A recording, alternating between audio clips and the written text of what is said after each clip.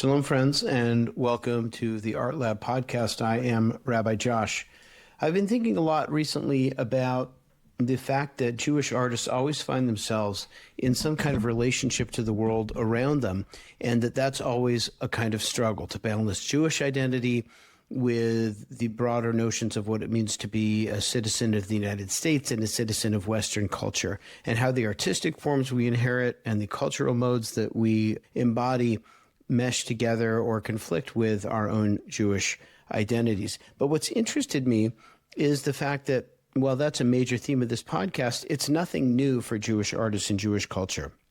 And I wanted to talk with somebody who's thought about and who has perspective on the ways in which the Jewish response to culture and the way in which Jewish artists in responding to their culture have changed over time, and somebody who's really focused on the particular ways that our generation has answered the question of what it means to be. David Winitsky is the founder and executive artistic director of the Jewish Plays Project, the nation's leading development house for contemporary Jewish theater. David has directed or assisted on Broadway, off-Broadway, and regionally at Paper Mill Playhouse in Chicago's Steppenwolf Theater, in New York, Displaced Wedding, New Worlds Theater Project, all kinds of work that this fellow has done creatively, and as an independent artist and as somebody who, as I said, directs the Jewish Plays Project, which is really an incredible organization supporting Jewish playwrights and making sure that their work is seen broadly, and a very artistic at it and a very articulate thinker about the meaning of Jewish theater. Within the Jewish Plays Project, David has developed 49 plays, 27 of which have gone on to production and further development in New York, London, Tel Aviv, and around the U.S. He's directed new plays by a host of significant playwrights, and he has been a very important and passionate voice for the place of Jewish culture as a central part in Jewish identity and meaning in the 21st century. So I really enjoyed my conversation with David. I hope you do too. And thanks so much for listening to the Art Lab podcast. David Winitsky, welcome to the podcast. Thank you so much, Josh. It's a pleasure to be here. I just want to jump in just by asking you about, I guess, why the Jewish Plays Project. What was happening wasn't happening in the world of Jewish theater, and why was there a need for this project that you took on? I grew up in suburban Philadelphia where they coined the term Jap, and the Jewish conversation when I was a kid was about who had the best drugs and the nicest car, and I was like, I don't care about this, I'm out.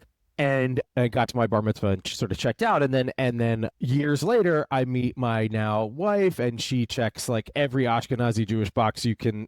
We get married, my kids are born. All of a sudden, I'm into this cycle of Jewish life, and I sort of come back to the Jewish world in a way. And the conversation that I come back to is social justice and economic justice and racial justice and new perspectives on the Middle East and all this stuff. And I'm like, this is the same conversation that I'm having with my colleagues in the theater. And the other thing was I was working in the new play sector, and what I saw was that there were particularly younger writers writing new kinds of work. They were writing about these things. They were writing about intersectional Jewish identity. They were writing about justice. They were writing about all these things. But that was what was getting produced was Fiddler and Anne Frank and a little Neil Simon and Wendy Wasserstein. Love all of those things, and they are brilliant, but it was a very much a mid-20th century moment, right? It was all about things that were happening in the middle of the 20th century. And I was like, that's not where we are in the 21st century. And so we said, hey, what we got to do is create a pipeline to get that work that's being created and get it onto stages. So that's what we've been working on. Let me take you inside of that. What was the world that those plays were speaking to? What was the Jewish moment that they were saying, that they were discussing, that was no longer had the same life or relevance? The great Jewish writers, playwrights, novelists, filmmakers that were working in the mid 20th century, they were trying to figure out what the hell just happened in World War II, right? Like that, a big thing. We had to spend a lot of time going, what was that? What just happened? But then there was also this story of becoming, right? Jews in America in that time were on this almost unprecedented upward trajectory. right? The country was becoming more and more embracing of Jewishness and Jewish life. Jews were having more opportunity in every phase of life to just be themselves and to be American, and without getting too controversial, to be white in America, right? And that opened up all these vistas, right? You're talking Arthur Miller, you're talking Neil Simon. Like, it is this process of going from an immigrant to becoming an American, right? And you could even go back to Clifford Odets in the 20s and 30s, right? Like, it was about these immigrant populations who were figuring out how to become American. When you start to get to the Wendy Wassersteins and even Tony Kushner too a little bit, it was like, okay, what are we now? There's this great line from Angels in America at the very beginning of the play, this old rabbi who's presiding over a funeral of somebody he doesn't know, right? Who turns out to be Meryl Streep. Who turns out to be, in the movie was played by Meryl Streep, yeah, and it's always played by the woman who plays the angel. It's great. So unbelievable, yeah. Unbelievable. But he says this line, he's talking about this woman who is an immigrant who's just passed, and he says, that voyage between that world and this, such voyages do not exist in. Like, that thing of going from being an immigrant to American, you don't do that anymore, right? So that was very much what the 20th century, I think, was about. In the 21st century, I would venture to say that I think the artists that we've been supporting and the people that the conversations we're interested in having were building up to a lot of the moment that we're in right now, which is like, but was it really that different? Right? Or we're dealing with, hey, there are strains and there are stresses and there are cracks in that 20th century foundation of American Jewish life. And we see them and we don't think we're dealing with them and we don't think that we're processing them well.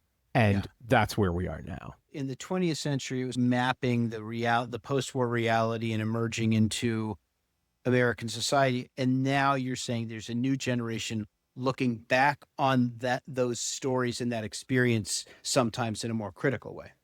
Yes, certainly a lot of critique of that. Definitely some rethinking of some of those core stories and saying, hey, were we actually telling ourselves the truth about that? But also really grappling with I would say, call it the classical double bind that Jews have often found themselves in, which is like, on one level, people see Jews as like the ultimate insider, right? They control everything, whatever, right? But also they're the ultimate outsider, right? They're never at home anywhere, right? And this is not an American thing. This is not a contemporary thing. This is thousands of years, right? Yeah, no, this is fundamentally part of the Jewish story and part of in the modern period, anti-Semitism, and either shockingly or not shockingly, we're living through it again. And I think I see a lot of artists going, hey, for the first time in maybe 75 years, and for the first time in many American Jews' lives, we are like right up on that double bind again, right? We're feeling it. It's in our daily life. On some levels, it's, for better or worse, it's binding. It brings the community together. It gives you a much more stronger sense of identity. So you have that double bind going on, but you also have like real deep moral questioning about, of course, the Middle East, right? What do we do about this, right? Yes. Like, what is our responsibility? How are we participating? How are we not? How do we understand it? How do we process it? And a lot of energy around trying to figure out relationships with other minority groups within the United States, within the American melting pot or whatever, that are suddenly strained in ways that they haven't been in the past. People are having these experiences layer upon layer where on the one hand, they're perhaps waking up to being forced to recognize their Jewish identity, where 20 years ago, maybe it's not something you would have delved into because it wasn't on their radar. But now with all of the anti-Semitism and discourse, people feel like, okay, this is part of who I am. And there's also, among so many, this dis-ease with Israel and the discussion around anti-Zionism. And so it just becomes so fraught. So, okay, so we're gesturing towards this next question. So you guys, your goal is, among other things, to make sure that 21st century Jewish questions are part of the artistic works that are being shared. What are 21st century Jewish questions to you? Such a great question. I'll tell you this story. When I first founded the company 15 years ago, it had in our submission guidelines, it said that plays had to be in English, that it had to be full length. It said that we wouldn't do anything that was, we didn't do Holocaust plays, and we didn't do schlock. Like, we weren't going to do my boobies afternoon with Zadie, whatever, right? And and that we didn't do things from the Yiddish canon, right? And so the great, amazing Frank London, trumpeter, called me up and said, I want to take you to lunch. I got a bone to pick with you. And he sat down and he said, like, look, I'm looking at this and I see the play has to be in English. So that basically eliminates anything from the Yiddish canon, right? You've already eliminated that. So when you say no schlock, it sounds like you're saying Yiddish is schlock. Oh, and I was like, you know what, Frank? I think you're right. And so we changed how we sort of have our guidelines phrased. And at the beginning, when I said we weren't going to do Holocaust work and we weren't going to do Yiddish, I got so, oh my, you're an anti-Semite. You don't know how could you possibly do this? Over time, we have come to say, look, we are not here to define for anybody what is or isn't Jewish theater, right? What we have focused on is like, what are the plays that the Jewish Plays Project is interested in, and what are the things that we are focusing on? And I think the things that we are trying to bring our attention to are stories where there is a real core 21st century Jewish question that is being asked that is inextricable from the narrative of the play, right? We are always looking for the place where strengthening the Jewish content makes the play better, right? We really want to be focusing on questions that matter to the Jewish conversation right now. And right now, at least, that is leading us to some really dramatic places or some dark spots because it's a tough world right now. But we are very much always looking for comedies and things that give us opportunities to think in a fun way about the Jewish world also. This is going to be a weird thought experiment. It's just so let's go for it. Let's imagine that Neil Simon changes the name of some obscure Neil Simon play and submits it. I'm wondering what happens to that play. And I want to say, first of all, I love Neil Simon. He's a genius, right? Like I think he gets a bad rap, but he gets a bad rap because he was so good that so many people have built on what he has done at this point. But what I would say is that when you look at many of Simon's plays, I think he was asking very mid-20th century questions. Yes. Right? He was asking, like, how do you be a successful American and Jewish at the same time, right? And I think what he was doing at that time, he was asking very contemporary Jewish questions about how do you take this ancient tradition and all of this mishigas that we've inherited and brought with us to this country and figure out how to make it work in an American world. And Arthur Miller, absolutely the same way, right? Like Arthur Miller always, we can all have, everybody has their disagreements. Is Willie Loman from Death of a Salesman Jewish or not, right? Like, and he can go both ways, but like I saw New Yiddish Rep in New York did this amazing production of Death of a Salesman in Yiddish, right? And it was fantastic because you didn't really, the play. So you don't really, the word, you don't have to watch the super titles because you know the play. And all of a sudden it took this sort of Americana story and just make it a story about an immigrant who couldn't find work. Right. Wow. Like, so it was really interesting and sort of unearthed his Jewish bones. But those were really 20th century, important 20th century Jewish questions. And we still get those. People still write them all the time. And we tend to say, like, we will look at it and in our process in our extensive artistic democracy process, which I want to talk about, but we will have people look at those plays and go, yeah, this is a good piece of writing, but it's not asking a question that is so relevant to us right now. But I think more often it is about, we're not necessarily asking ourselves the question, how do you be an American Jew, or how do you be Jewish and American anymore, right? We're maybe asking the question, how do you be American and Jewish, right? Because we know we're American, right? One of our writers, Eric Marlin, had this great line where he said, if you take me, strip me out of my life and put me on top of a mountain with my cat, I know I'm still queer. I know I'm still a contemporary American gay man. But am I still Jewish?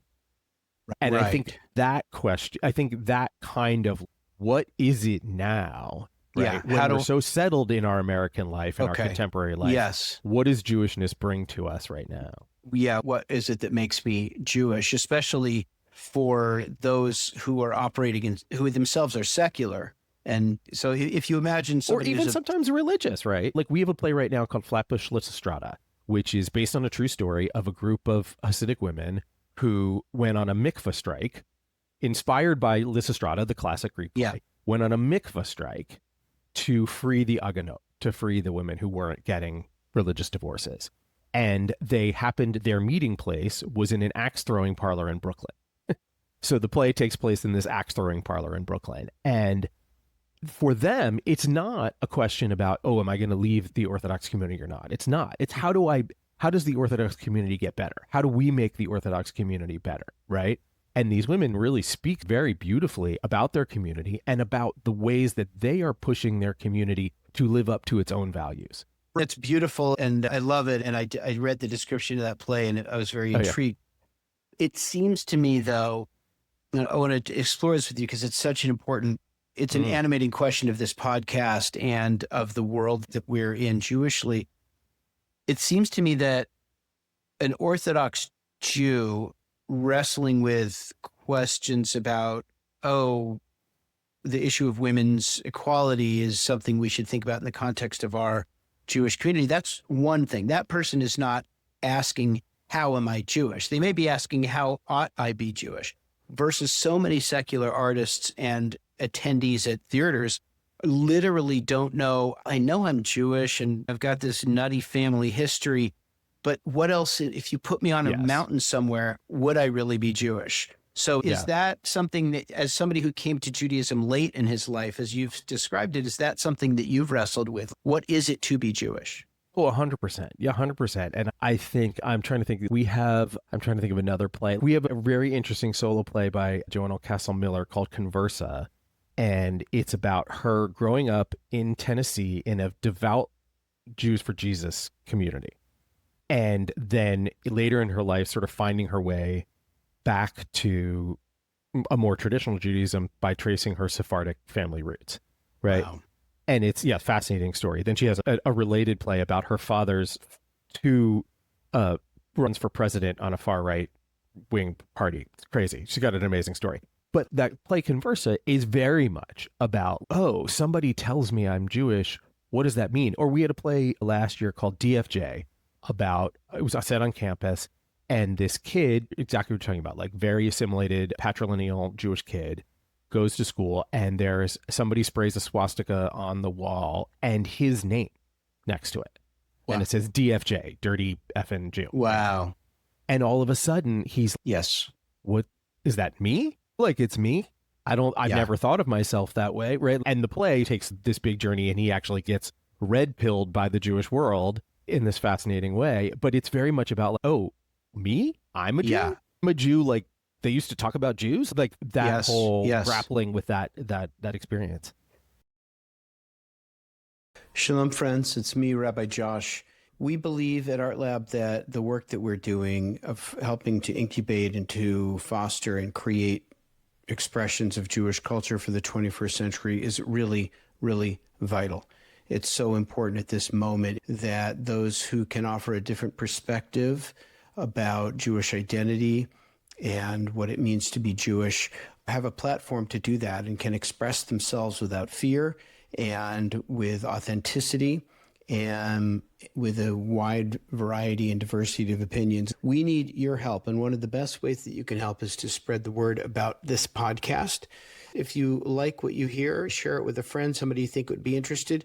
And if you have not subscribed, please subscribe to the show. And if you do subscribe, please just take a moment to rate and to offer a comment or a review on the podcast. It just takes a quick minute. It helps us enormously. It's the way that the podcast grows and reaches more people, which is vital to the work that we do at Art Lab. Thank you so much for listening. So as you mentioned earlier, in the wake of October 7th and the emergence of anti-Semitism, how have you guys navigated, and how have your playwrights navigated this question of, can a Jewish playwright ever just write about something that doesn't feel political or politically fraught or coming from a place of defensiveness or trauma? And I'm wondering, how do you balance that? Or is that's just the palette we have right now?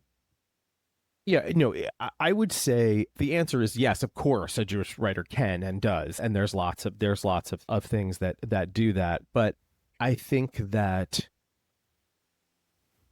I'm going to say something that I think might be a little controversial, which is... Okay, we'll lead with it. We'll lead with the controversy. I think anytime you're talking about a minoritarian identity, right, and identity politics writ large, identity politics often have a trauma story, right? Whether it's Black Americans or gay Americans, or these days even white Americans. I don't know how that happened, but everybody's got some sort of trauma story that informs, and the Irish and the potato famine and or whatever. There is a trauma story that is part of forging an identity, right? We are this because this happened to us, right? And I could probably rack my brain and find other examples of things that aren't that, but it's very prevalent. It's very prevalent. Right. We were talking before we started recording. I just was in Thailand and Cambodia with my family and talking to some folks in Cambodia about the experience of the Khmer Rouge, right? Terrible, traumatic, deeply traumatic, horrific, but also completely Cambodian. Everybody involved in that story was Cambodian, right? There's this interesting tension between I am Cambodian, I am proud of it, but one of the reasons I'm proud of it is because I went through this experience and we got to the other side. Yes, we went I through see. This trauma. I would say that I do think that there is the controversial thing is there is a relationship between group identity and trauma. God, that's so interesting. And Jews, absolutely, we have our trauma narratives, and it's not that we don't. We have very real trauma. My wife is, like I said, is a child of a survivor, and she carries that. She feels deeply that she has genetic trauma that she carries. And I've seen it play out in her life. Not only because it's a longer story, but my wife's she grew up at Tree of Life in Pittsburgh, and that's where we got married, right? That narrative, it's on both parts of her life. So she carries that. And I'm never going to deny that. We actually have a play this year with a full title of which is Krav Maga in the Temple Basement starting this Sunday, Bagels to Follow. It's a great title. And that's about Jewish self-defense and power and strength. It's about a synagogue. It's about a synagogue that has had an anti-Semitic attack, and now they're teaching themselves Krav Maga. They're the 90-year-old Altacocker teaching himself Krav Maga. But ultimately, what she's asking is like, what does it even mean? What does Jewish safety even mean? And in this particular context of a synagogue, what does Jewish safety mean in a place that's supposed to be a sanctuary, right? That, and that is a 21st century question that we are asking ourselves daily. Very, very much. As the artists speak to what's happening, part of what's happening are these very divisive questions, sometimes around Israel, sometimes around American politics. Has it been a challenge for your writers or for you as JPP to balance artistic provocation or risk or honesty versus the yearning that everybody has right now for some form of communal cohesion Jewishly? It comes up, and I will say the way that and we didn't do this on purpose, but our process is very communal, right? What I was saying before, we call it artistic democracy. And on both, we have an artistic democracy with artists where we're talking about 300 plays or so that get submitted each year. And we go through this long process of reading those plays together to choose the finalists that we're going to work on. Right. And then once we choose our finalists, we go out to community members, non-artists, and we talk to them about these plays. And we say, hey, what do you think are the most important conversations we should be having right now? And it's fascinating because we go. Wow. So we go out to different cities and we bring them the same group of 7 plays and they read all these plays and then they tell us and they choose 3. That's always how it's working. And it almost never happens that 2 cities will choose the same 3 plays. Everybody has these different things that they feel are important that they respond to. And one city will love this play and another city will hate this play. But what we feel like that process does is it is doing the hard, deep conversation, let's talk it out work of democracy, of finding consensus, right? Of coming together around an idea and saying, okay, these are going to be our plays, right? And so what we find happens in that is not that we don't talk about the difficult things, not that we don't have plays that have difficult politics or challenging politics.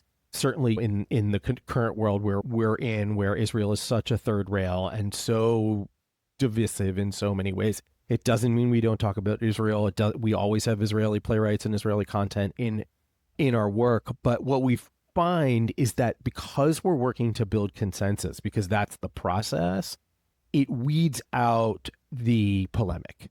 It weeds out the I'm going to stand here and wave my flag, because for 2 reasons. One, because you have a lot of people, so you have differing opinions. So the extremes, the idea of democracy, we're failing at it in this country right now, but the idea of democracy is that those fringe ideas, those wacky end edge case ideas in any way get weeded out, and we stay with and we coalesce around the middle, right? We coalesce where we can all agree. That's how we're supposed to work. That's not how it's working right now. So we find that, but the other reason that we find that is because ultimately the polemic, the like, I'm going to stand here and wave my red flag, doesn't make for good theater. Good theater is about discussion. It is about complicating the idea. It is about all the different sides and all the different characters who feel different ways. And so that really pushing the boundary idea doesn't necessarily do that in the same way. Yeah, gosh, isn't that so interesting? That line between a play, on the one hand, not being milquetoast and being honest and telling it like it is, but also not being polemical. Yeah. Not because the polemic may be on the wrong side, but because, it just is. Yeah. But this idea of, you can question like Woody Guthrie and his guitar, this machine kills fascists. Like, yes. I'm not convinced of that, right? I actually side with Tony Kushner, who said the political efficacy of art is limited, right? And I say this to, especially over the last 5 or 6 years, I've had to say to young artists a lot, is look, if you really care about doing social justice work now, like making a difference now, then don't be in the theater. That's not what it's for. That's not what we do. We are on a long time horizon. The plays that matter, that make a difference, they make a difference over 50 years, 100 years. Yeah. Right? And you can't, and you'll never know. Nobody can say what that difference is. You don't know which direction it's going to go. If you want to make a difference in the lives of immigrants or poor people, this is not your form. Okay. This is not the place for it. I've always been so interested, as so many people who love Bob Dylan have been, in that moment where, and who knows what was going on inside of his complicated mind, but where he realizes that the folk polemical stuff is just not who he is and not who he's going to be. And he just busts open this whole different way of being an artist. So I've always found that so compelling. Okay, I want to talk a little bit about how a nice Jewish boy wound up leading the Jewish Play Project. So a series of terrible decisions. That's how. No. Yeah. So you talked about yourself as a late in life Jew. That was the phrase you used. And I'm just wondering and maybe this is the wrong way to frame it, but what did the theater make available to you that kind of more conventional forms or traditional forms, whatever the word is, of Jewish life had not? What is there something in theater that drew you a deeper connection to Jewish life? Yeah, the way I would phrase it is that, I guess I would say this is like that there is something about making theater, and I'll say it this way. When I was a kid, I wasn't finding the magic in Jewish life. I wasn't seeing it, but I was in the theater. I would go to the theater and we would create these worlds and people would believe in them and we would make something amazing happen. And I said, that's what I want to do, right? And it wasn't, again, until I was involved in this sort of very daily cycle of Jewish life, and frankly, being a father, right? Being a parent. And like being a parent is about seeing these miracles in the everyday, these very little moments, right? And I think Jewish life is actually quite good at that, right? Quite good at celebrating, recognizing, making visible, making ritualized the beauty of the everyday, right? The beauty of the thing that you do all the time, the thing that you do every week, the thing that you do every day, that you do every year, right? That is a big focus of what traditional Jewish life brings. And when I connected to that, then I was like, oh, that makes sense to me, right? And theater is ritual. I love ritual. I'm all about ritual. So interesting. Catholic Mass, sign me up for a Catholic Mass. Best theater there is. Wait, when you say theater is ritual, I understand how ritual is theater, but how is theater ritual? Oh, theater's total ritual. It's all about these patterns that we do, these ways. You have to do this, you have to do this, you have to do this. You can't say good luck. You got to say break a leg. You can't, right? You have to, there's casts have rituals before they go on stage. Actors have rituals before they go on stage. There's things that you can do with theater and you can't do. And it is ritual. It is, if you've ever seen Anne Washburn's play, Mr. Burns, or an Electric Play, and it's about a sort of post-apocalyptic world where they lose all of the stories except for The Simpsons. right? And they tell they read these Simpson scripts and they become canon. I right? love They it. become canon. They become religion, right? Yeah. Because it's ritual. We tell these stories over and over again. And as much as, and I love New Place, but however you want to strike, there's only 7 stories in the whole world, right? We tell these stories over and over again. And that ritual of telling and the slight variations in the way that we tell, that's what differentiates us in different ways. I see. It's total ritual. Yeah. So something in that question makes me curious that the Jewish past and the Jewish ritual and Jewish story and Jewish groundedness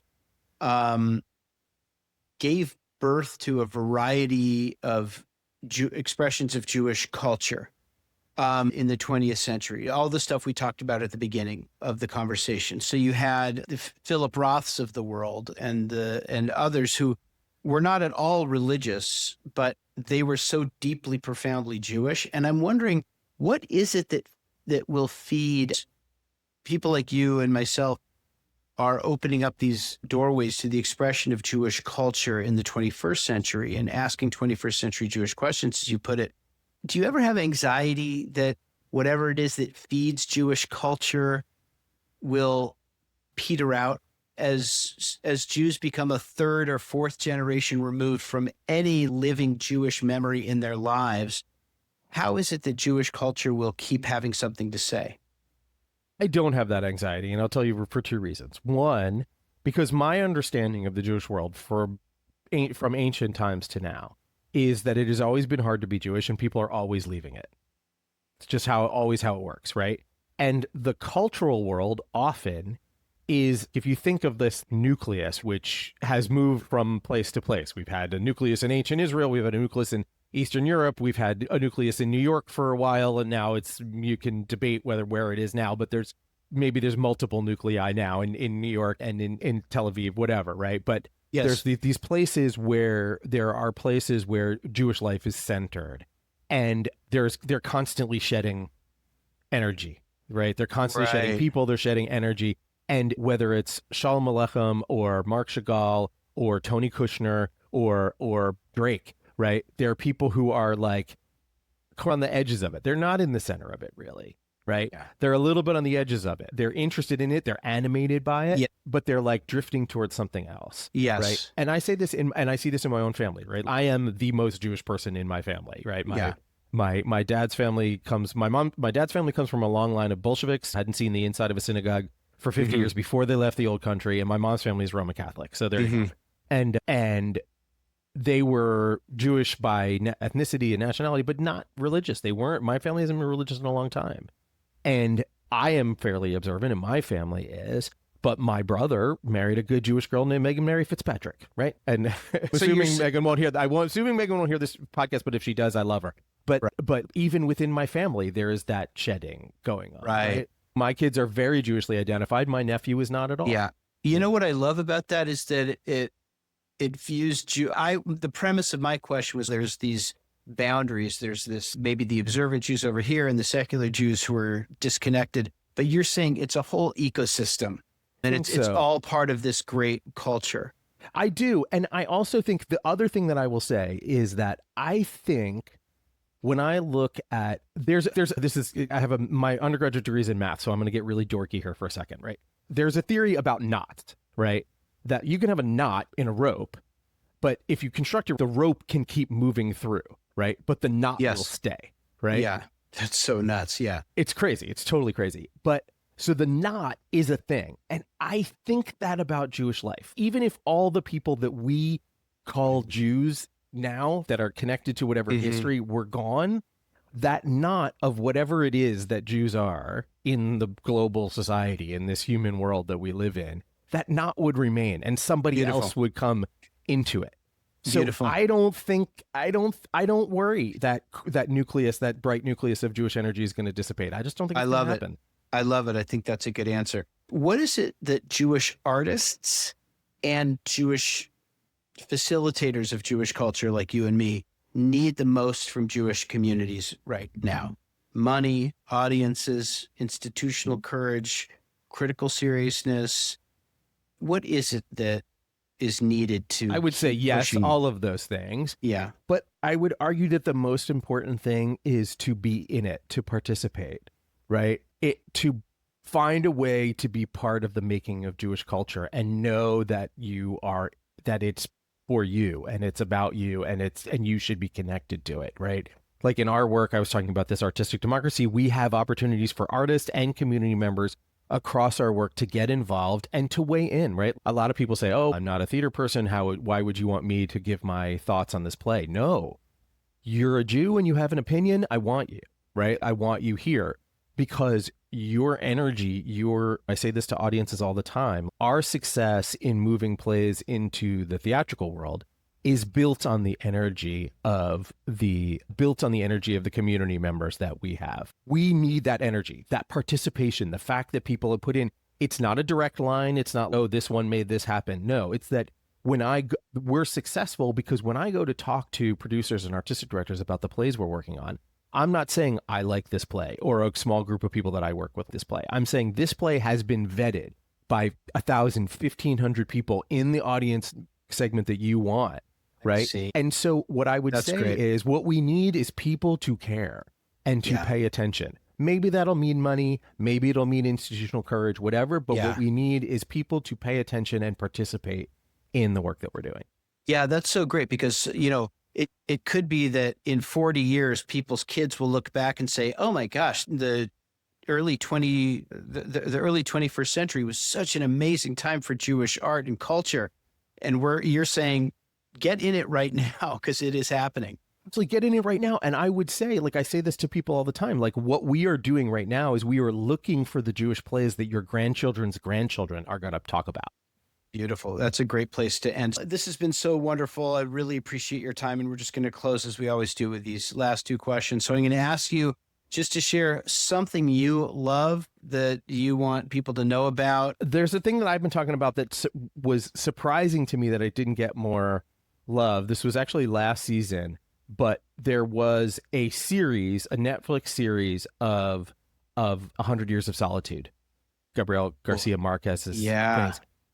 Gorgeous, big budget, beautifully realized. Wow. Fantastically acted. And I'm sure it wasn't really made so much for American audiences. I'm sure it was made for Latin audiences and stuff, but I don't feel like it made a big dent here. And these were like hour long, an hour 20 minute long, like 10 of them films. Yes. Beautifully done. Gorgeous. I love those stories too. It's a series? They turned into a series? Yeah, it's a series. It's like a beautiful 6-episode arc. And I think they did the first half and then of the book and then there's another half coming. But if you're a Marquez fan, if you're a magical realist fan, or if you just love great visual storytelling, the design, everything, so stunning. David Winitsky, what is the best Jewish food? If we're going to go with my heart, the best Jewish food is my wife's chicken soup. Clean, beautiful. That's the right answer, yeah. If we're talking classics, you got to go the pastrami Reuben at Katz's, which is, of course, not kosher, but is just divine. And if we're going like interesting, hey, I hadn't thought of that, then I think you got to look at some of the fusion Jewish Japanese that's going on. I've heard about this. Yeah. I'm into it. Yeah. Like it's not for everybody, but I'm into it. Easy for you to say out there where you are in Philly, New York, the whole Eastern Corridor. We're still waiting for such deliciousness to make its way out here. David Winitsky, total pleasure. I appreciate your time and your thoughts and the work you're doing. Thank you so much, Josh. It was great to talk to you. Take care. Bye.